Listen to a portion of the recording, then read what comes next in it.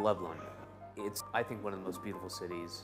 It's visually striking wherever I go. I like pub culture very much. I was been desperately trying to open one in Dumbo area of Brooklyn, which is very, it's a little bit like London in a sense, aesthetically. I've read your family is from Leeds, is that right? My dad's side of the family. My dad is from Leeds, yeah. Do you feel English in the slightest bit?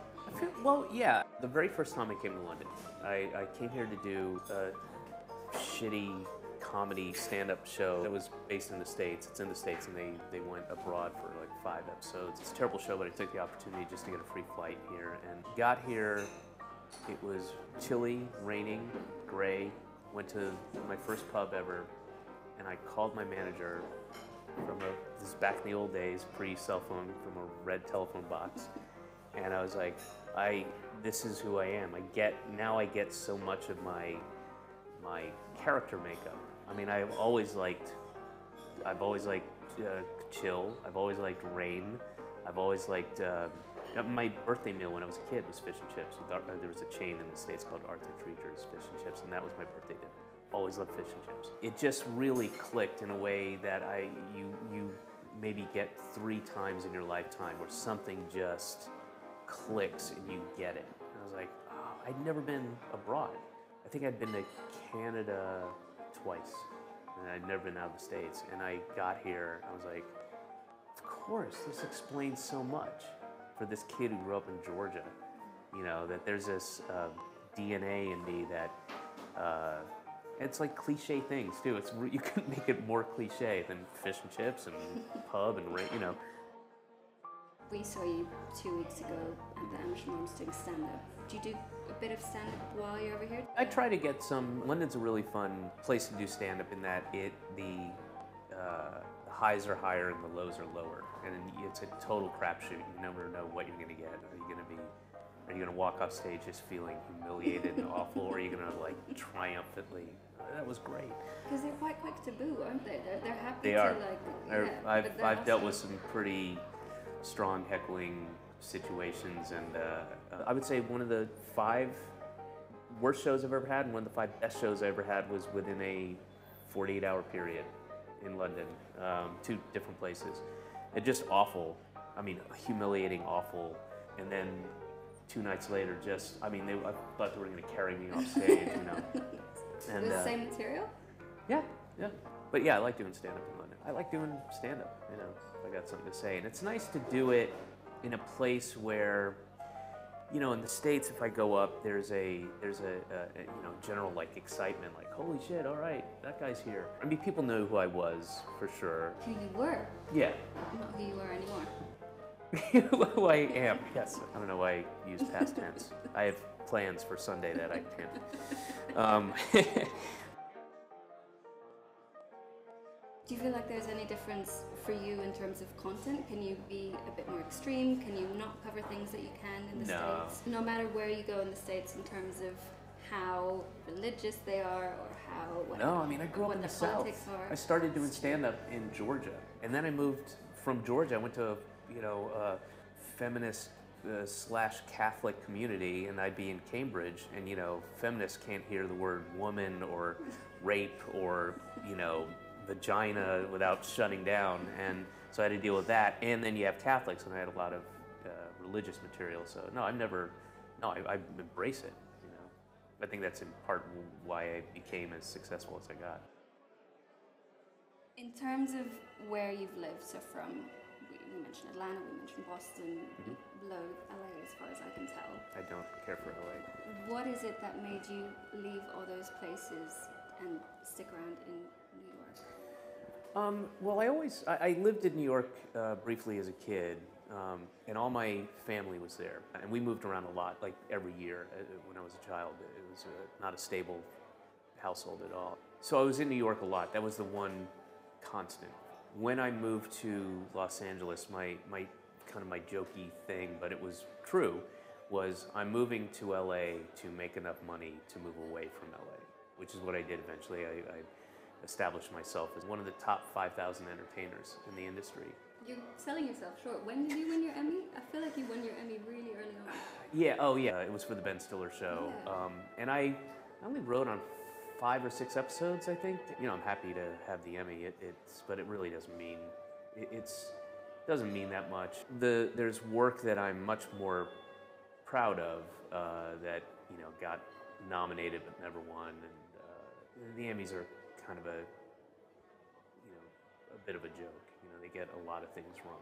They're mostly wrong. Like So. what? Well, The Wire never won, Battlestar Galactica, Community. I really have a problem with who wins for best comedy writing a lot. I don't find that it's strong writing. I think they're really funny jokes, great jokes, but there's more to comedy writing. I don't really toot my own horn. That's probably the only time I'll ever use the word toot. I don't really toot my own horn until it sounds funny when you say you're conscious of it. One more time. Toot my own horn, unless I'm farting, and that's a euphemism for farting. That's fine. But I think I'm pretty honest about when I'm done good work and when I haven't done good work. I'm very glad you brought up farting because that brings us into Todd Margaret very well. Really? See what I did there? I don't- Farting fan? Oh, yeah, all right. Yeah, sort of. A little bit tenuous, that link. Well, I tried. So that's mainly what you've been doing this summer here, is that right? That's all I've been doing, really. Initially working 6-day weeks. The characters are different. It's still Todd Margaret. I don't want to give everything away. It's super meta, trippy, weird. It will not really resemble the first 2 seasons until the very end. Bob Odenkirk and I are doing a Mr. Show reunion thing, and that will be in the middle, so we can't do Todd Margaret until that's done. So we're writing as much as we can now, get it done, which is really cool. We were talking, the writers, we finished last night, and it's a really cool thing to have this project you're going to be doing, and the scripts are already done. I know that we're going to shoot this in, spring, summer of 2015 here in London, and it's all done. It's all ready to go. I've never really done that, like banked a finished thing and said, all right, we'll get to that. I've got these other projects to do. It's a luxury. Is it the 20th anniversary that's next Yeah. year of that? What are you guys, you said briefly you were going to do something. Are you doing We're going to do a 1-hour special, try to make it as much like the old Mr. Shows as possible, and do it. We've already talked about a bunch of ideas, and we work very well together.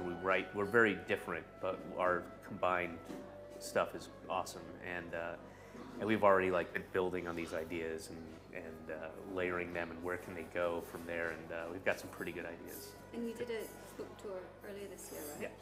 Did you have camps of Arrested Development fans and Breaking Bad fans? Yeah, I think there's a crossover in those 2 audiences because first of all they're hardcore fans of both shows, as am I, as am Bob. We both consider it, as well as most people, like Breaking Bad is easily, without argument, one of the best TV dramas ever, and Arrested Development is one of the best TV comedies ever. So there's a crossover for people who like good storytelling. Good taste. Yeah.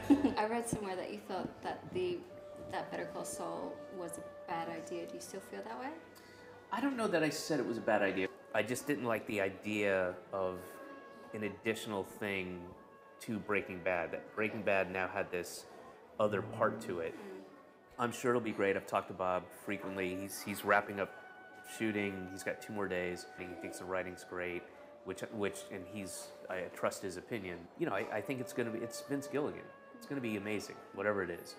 And Bob's great as that character, and I now very much look forward to it. But it's kind of like, I was a huge Battlestar Galactica fan, and when they came out with Caprica, I watched about 30 minutes, shut it off, I was like, this is sullying my experience with this amazing show.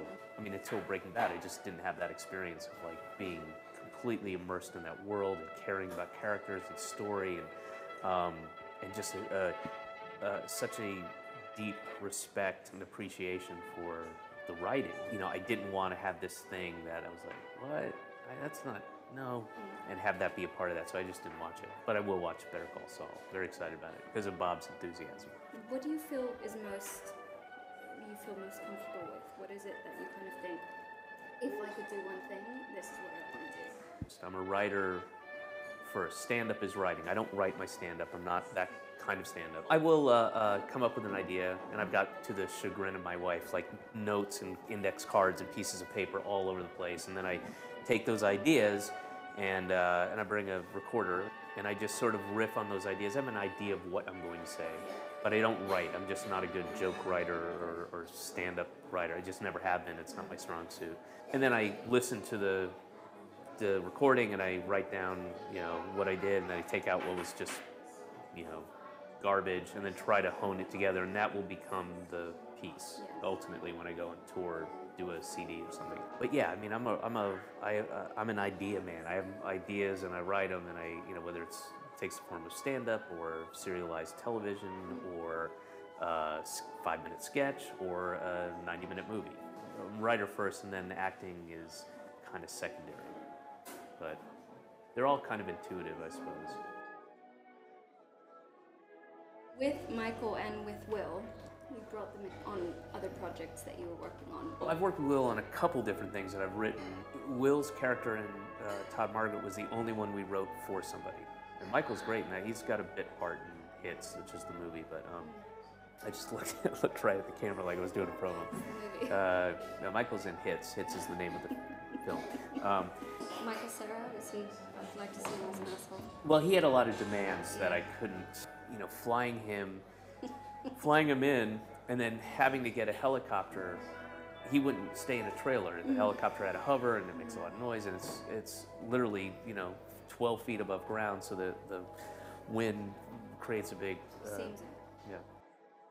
What's been, not necessarily as in the end product, but actually working on it? Is there one that stands out that was just super fun? Yeah, I mean. I don't want you to say Men in Black. No, that was not even close. I mean, to me, acting is like a paid vacation in a sense. Somebody else is doing all the heavy work with the writing, and you get to go play around with these other talented actors and have fun.